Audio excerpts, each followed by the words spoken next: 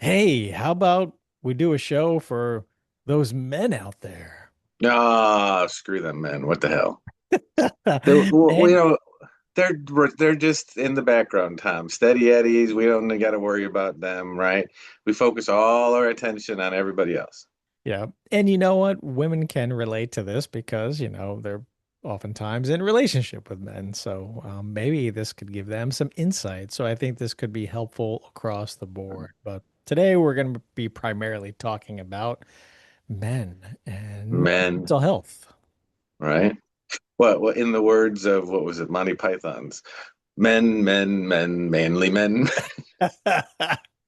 I'm a lumberjack and I'm okay. Yeah. Yeah. And Tom, it's funny. As you and I are getting older, right?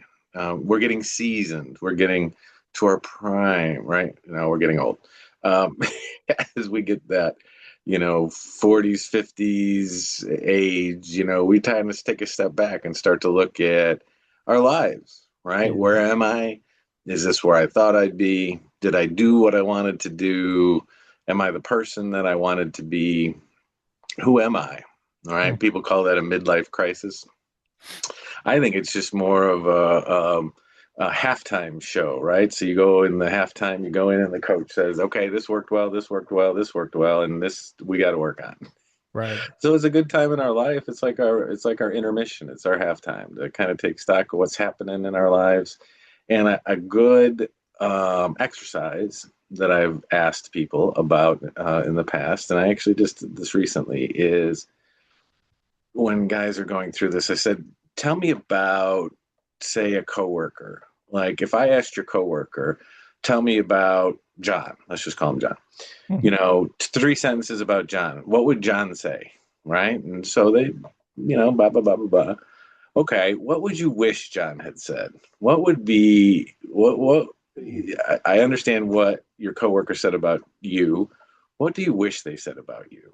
And where is there a gap there? And how are you going to close that? How in the next 30 years, how are you going to close that gap? Well, I like how you described it earlier before we started recording, how we as men become expected to perform in a certain Hmm. way, right? And you had mentioned being a provider, being a Hmm. protector, being someone who is stoic, who maybe doesn't share their emotions as rigorously as others, in particular as women, who are not dictated by their emotions, who need to be all these things, right? And I said, well, I don't necessarily think I signed up for that. Right, right. It's become the expectation, and that's what I do. And I've figured out how to do those things relatively well. And some have figured out ways in which to do that better than others. Hmm. But is that what you really wanted for your life? Hmm. I think that's what our role models, that's what we watched our fathers and our grandfathers and our guardians and, everybody else. And that's what we watched them do. We tried to emulate the good characteristics. We wanted to be better. And that's what the role society has placed upon us as men, as providers, as stoic, as stiff upper lip, suck it up and deal. You know, get through the crisis, and there'll be time to process your emotions later, which never comes. Just Yeah. swallow it; it'll be fine. I think those are some of the external expectations that were put on us, and we chose to accept those. Well, in the second half of our life, in our second half, or after halftime, what is it that we want to do different? Is that what we want to be? Right. You have an opportunity to decide how you're going to write the next chapter or chapters of your life. Mm-hmm. And you know how many men I get in here, either individually or in a couples session, where they have done all those things to the best of their ability. They've provided for their family, they've acquired wealth and, or at least, enough to get by. so that their family is okay and they focused and prioritized working and making money and fixing the lawnmower and all these things. And then they get to a point, maybe it's 15, 20 to 25 years of the relationship, and they don't know their spouse anymore, and their spouse does not know them. And the spouse in particular wants something more, something different. You haven't been a good communicator. You haven't been emotionally intelligent with me. You haven't been able to hold the space for me. And, and it's like, but he had to meet the expectations, right? These expectations were put on him from, growing up, from childhood and birth, right? Like this is what you have to do as a man. And so you can't fault the men for wanting to do all those things because that's what they're conditioned to do. And then you turn around, they never learned how to they're not therapists, right? They didn't learn how to hold Right. space for somebody and how to be empathic and how to, like be emotionally intelligent. That wasn't a priority. Those things weren't priorities. These other Right. things were. And then you can't hold it against them that they're Right. not those things. Now your expectations have shifted and changed because you want something Hmm. more or something different. And that takes time to develop those things. Yeah, get a good job, bring home money, support this family, take out the garbage, Yeah. coach little league, and and now you want me to be, you want me to, hold space and use I statements. Right. Be emotionally available. And, Right. Um, You didn't care about my emotions the last 20 years. Why, because, and, to be fair with the women, I mean, they've evolved too, and I'm just talking about traditional roles. I'm not talking, stereotypical traditional roles. Many, women and moms worked as well and took care of kids and cleaned the house and grocery shopped and did all those things too. And now, as the kids are, leaving the house, they want to rewrite their lives as well. So how do you explore the next chapters together and or not together? right. And you can do that together. Many couples do Sure. that successfully.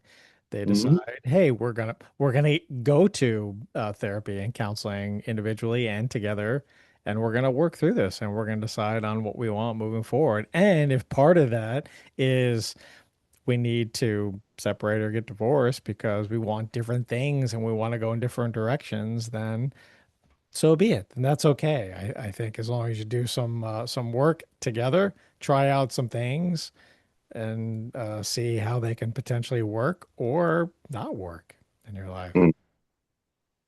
I was talking with a client, it was last week, and really, kids are older, like middle high school, college age, and divorce, and she's just awful, and she's this that, and we got divorced, and trying to navigate a new relationship and introducing stepkids and the whole thing, and then having problems with the new girlfriend, fiance, potentially wife. And he's describing the same characteristics, the same issues as his marriage that fell apart. And I was like, Tom, you and I, we get tactful sometimes, and sometimes we don't use tact. That's a strategy. And I'm like, bruh, fire pan into the fire. Yeah.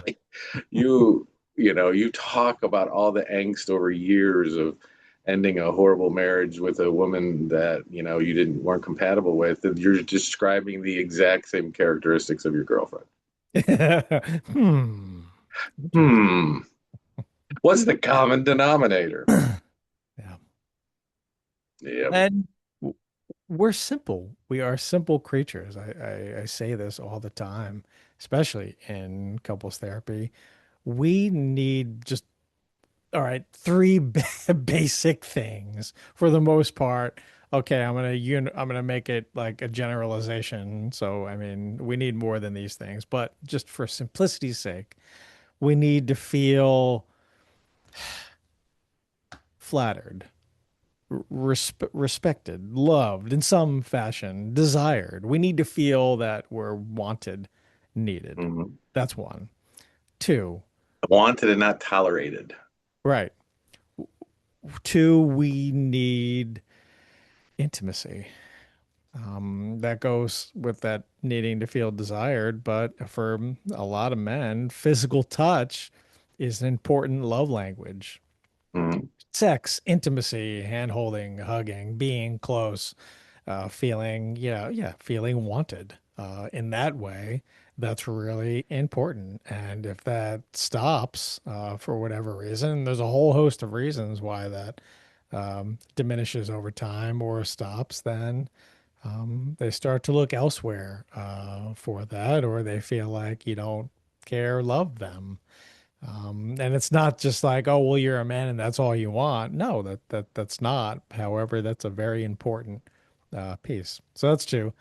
And Right. three, food. Hmm. I mean, really. We need food. We get hangry, right?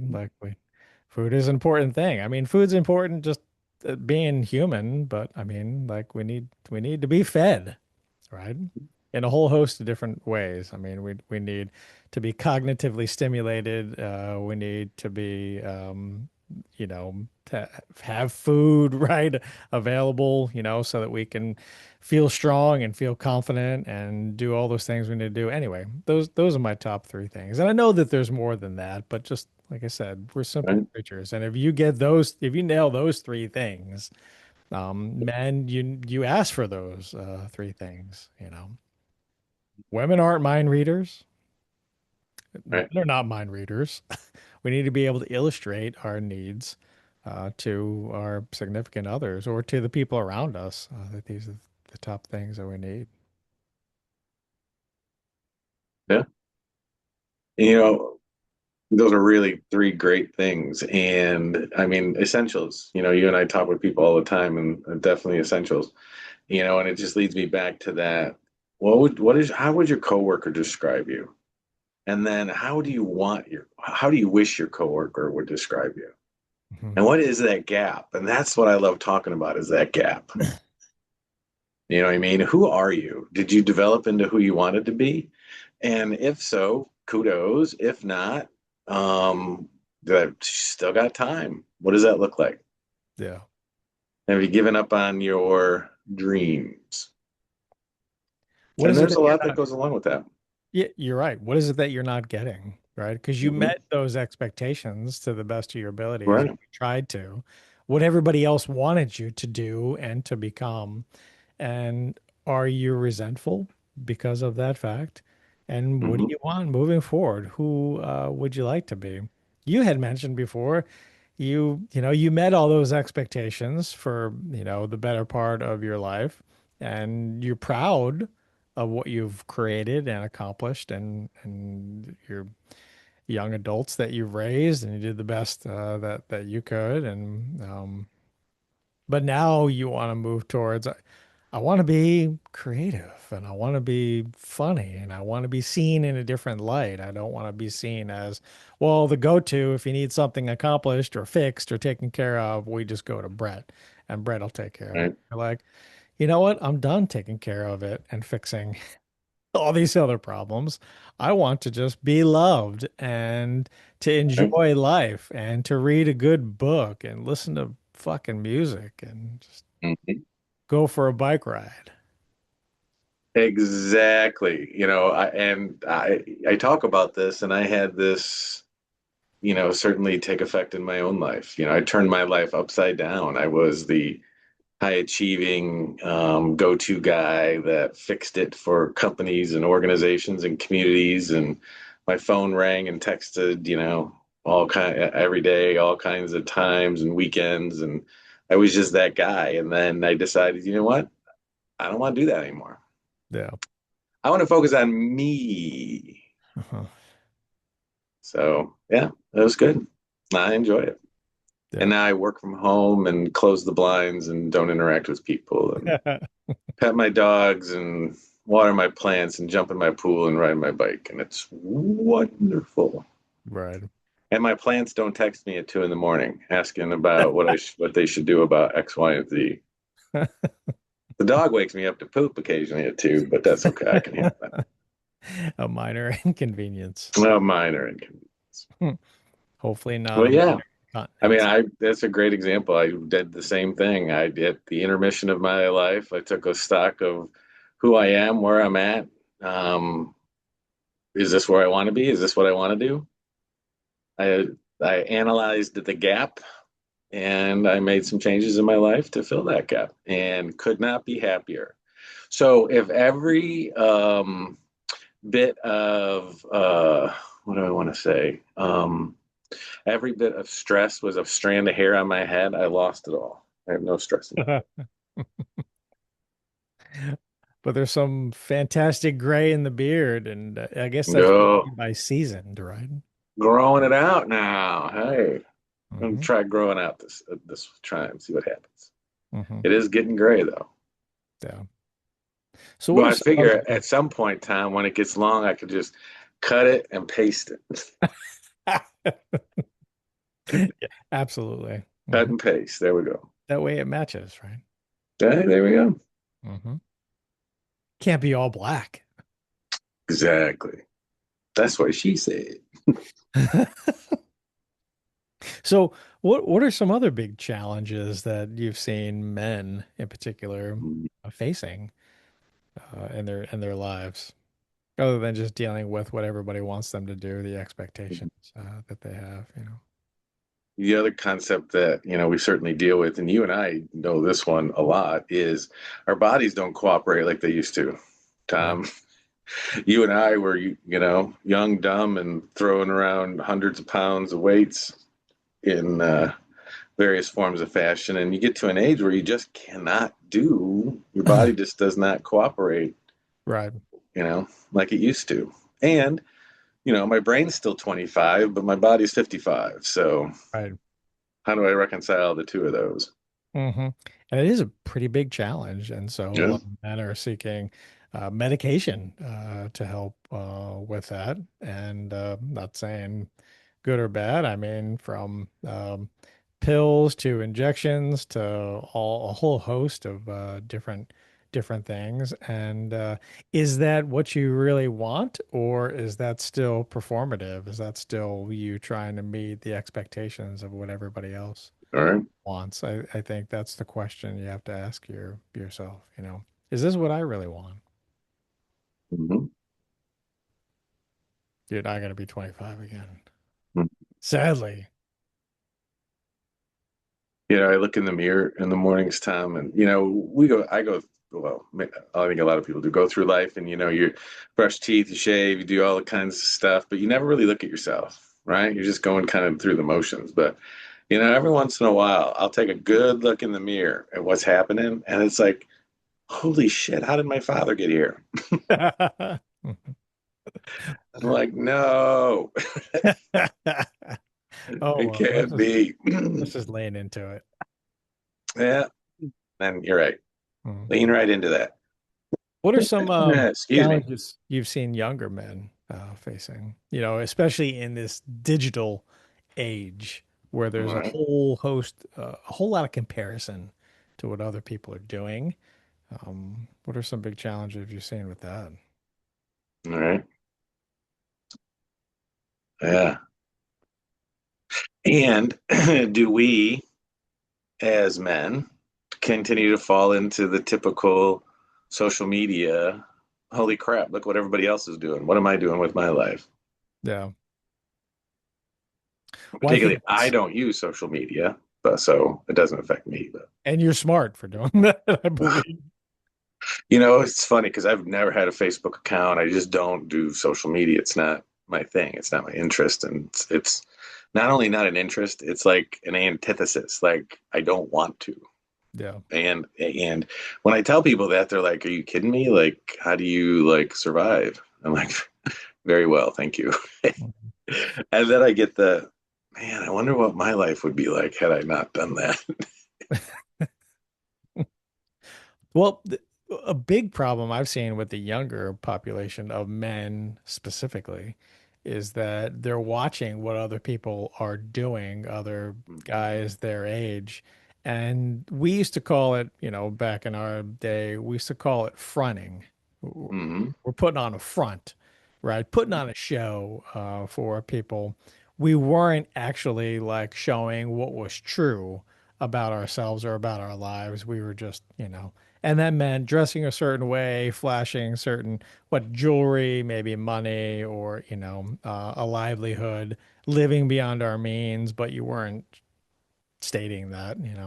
And we see this now in social media where there's a lot of fronters out there, posers out there, or I don't know what Mm-hmm. you would call them in today's lingo or verbiage, but they're watching this and they think that that's real. They see these guys that are, 22, and they're influencers and they're driving around in their, cyber trucks or their Lambos or whatever, wearing their gold chains and the whole, the works you can imagine. All right. And they feel down on themselves because, well, that's not, I can't do that. I haven't been able to do that. I'm trying to do that. And that's the goal, right? I got to be more like that guy out there. And it's just not true. Right. Why do you think Yeah. they're putting that out there? All right. I equate that to when we were kids, everyone wanted to be the NFL football star, the NBA star, be the next great athlete. And we're disappointed, what's your life goal? I want to be a professional football player. Bruh, you're 5'6" and 125 pounds Right. and Right. not that fast. Eh, okay, it's a goal, work towards it. Yeah. But what's your backup plan? Mhm. Well, we're getting fooled with the things that we're watching, and now with Right. AI, you don't know whether that's even a real person doing whatever it is All right. that they're doing, and so it's confusing. It's a confusing time. Mm-hmm. But the Right. comparison is leading to tremendous amounts of anxiety and depression, in particular the younger population of men. Right. And that's something that we have to talk through and work on. You being the best that you can be based on your talents and your abilities. And Mm-hmm. instead of focusing on what is being told to you, this is what you need to aspire to. How about you come up with your own aspirations? I mean, I have All so right. many young people that sit in my office, I mean, 17, 18, 20, whatever, who have no clue what it is they want to do because they never had the opportunity to really sit and decide because their Mm-hmm. parents said, this is what you need to do. Social media says, no, this is what you need to do. Friends say, this is what you need to do.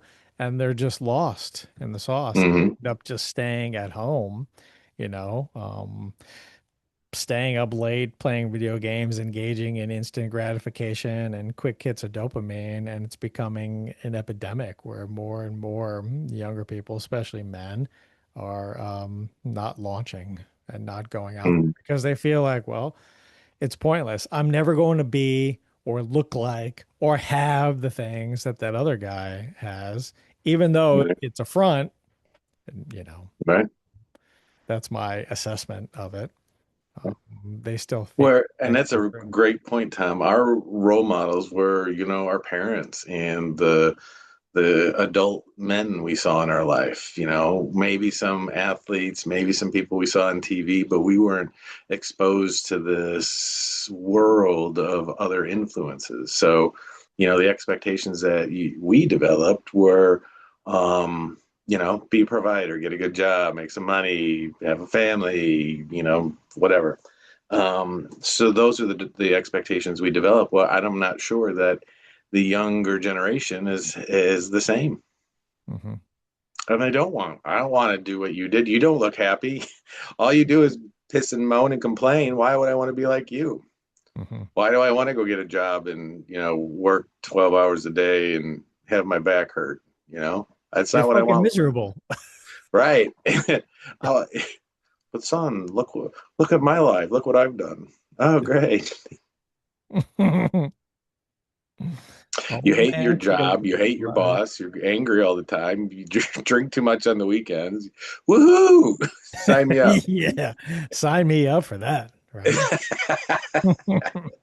So I could look at, chin maxing bro on like Instagram and Yeah, driving a Lambo. That's what I want to be like. yeah, exactly. Okay. Hmm. Well, and then there's a lot of negative influence out there that touts itself as positive or pseudo science and psychology, where, I'm not going to mention any names, but there's a lot of guys out there that are promoting these certain, things, and it's just not good.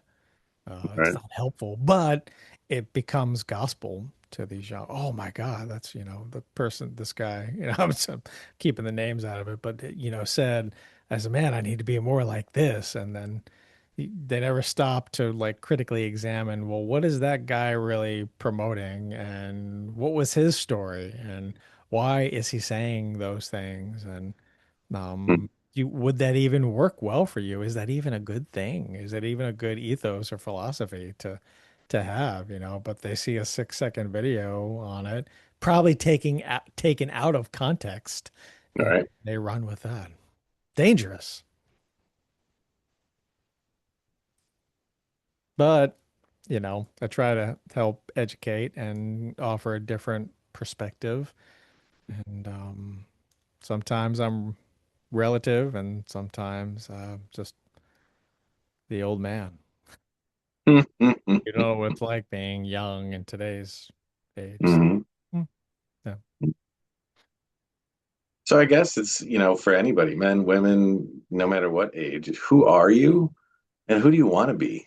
And don't get down on yourself that there's a gap there, but what are the steps you can take to close that gap? yeah. I mean, I love that question that you posed. Who do you want to be? I think if Hmm. you take some time to yourself, get off of social media, do a detox, for, you know, a period of time, and just sit with yourself and really and meditate and discover look inside. Who am I? What do I really want? What do I truly believe? Answering those big questions, some navel gazing, if you wish, to decide on your path moving forward. Don't worry about what anybody else wants or expects of you. I know there are certain responsibilities that you need to take care of. We've got to take care of ourselves. We need to engage in personal hygiene. We need to engage in self-care. We need to take care of our chores and pay our bills and all those things. And we need to feel productive and feel purposeful and meaning in our lives. Those are all big, important things. But in line with those, we need to stop and just decide, who is it that I want to be, and then work towards becoming that version of yourself. I think that's really important. Not an easy thing to answer, but we need to contemplate on that a little bit. Absolutely. What do you like? Um, what drives you? What fuels you? What are some of your passions? What kinds of things make you feel good? These are all interesting questions to ask for. You may think you want a Lambo and a mansion with a pool and 8 chicks in bikinis around, but do you really? All right. Or is that just based on what you think is the Mm-hmm. epitome of success? Mm-hmm. And it's funny because you and I have both talked to people that have worked to achieve those goals, and they're still miserable, Still miserable, right? right? Because they lived up to somebody else's expectation. Hmm. That's what they thought they wanted, because that's what the influencers or the world or their social media or their feed or their whoever told Yeah, them that's what they should do. You know, don't listen to the world tell you what you should do, want to be. Take a deeper dive into yourself, figure that out. exactly. When you picture yourself like the ideal life, what does that look like for you? Hmm. And are you happy? Are you content? Are you peaceful? You don't have to do that alone. In fact, you find a good therapist, Hmm. you resonate with, who can hold Hmm. space for you, that Hmm. is the prime place to do it because usually the good therapists who you resonate with are probably unbiased, non-judgmental, and have, I mean, this is very Rogerian of me, but have unconditional positive regard for you.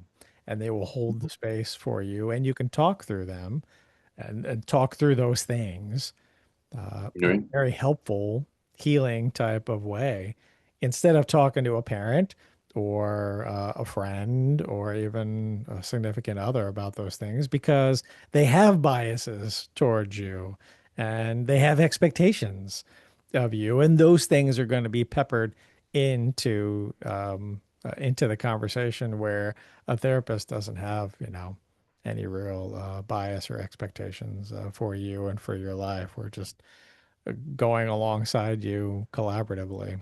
So I think that's the prime place to do that, and that's where I feel like um, AI is not going to be as helpful for that. We need that human interaction and connection because these are therapists are human beings who are living and who have lived and who are going through those things, have answered some of those questions themselves, and decided on who they want to be moving forward.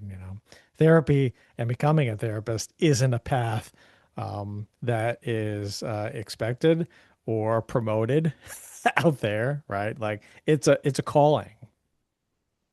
You don't get Sure. into this because you want to make lots of money or have a Lambo or, like you get into this because we've decided that we want to be of service and to be helpful to other people because we are fascinated by the human mind and psyche and behaviors and why people do the things that they do. And we are inherently good at being able to hold space. I mean, some of us have to learn how to do that better, but there are some talents, and we were driven to this for a reason. Maybe it's an archetype, but All it's right. not by chance.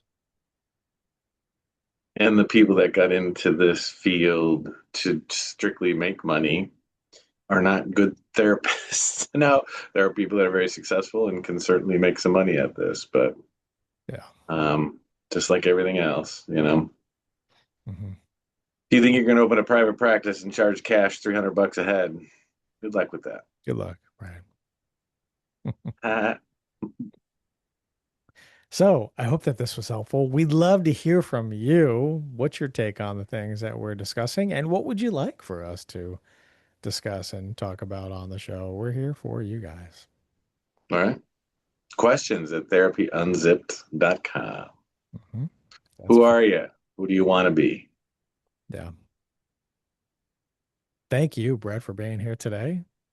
Thank you, Tom. I always wanted to grow up and join the circus. So, Yeah, I'm and look curious. at here I am working with a bunch of clowns. But I'm Yeah, I'm curious, like for you guys out there, what did you want to be when you were like, right.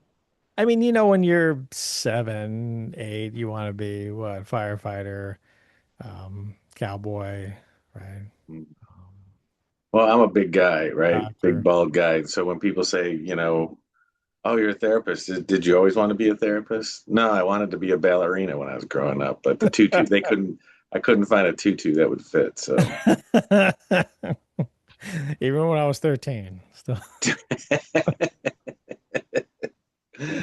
Do funny you guys stuff, have Tom. do you guys have a husky section?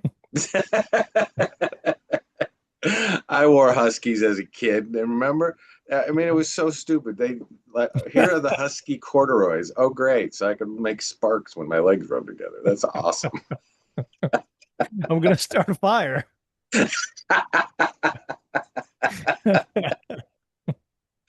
Oh, Tom. Right. I put on roller skates. I look like a van. I'm a minivan. I'm a Dodge Caravan. Uh, too funny. Yeah. Yep. Tom, thanks for your time. It was always fun. Thank you. And we hope you have an amazing rest of today, great weekend, or whenever you're listening to this, and we'll see you guys next week.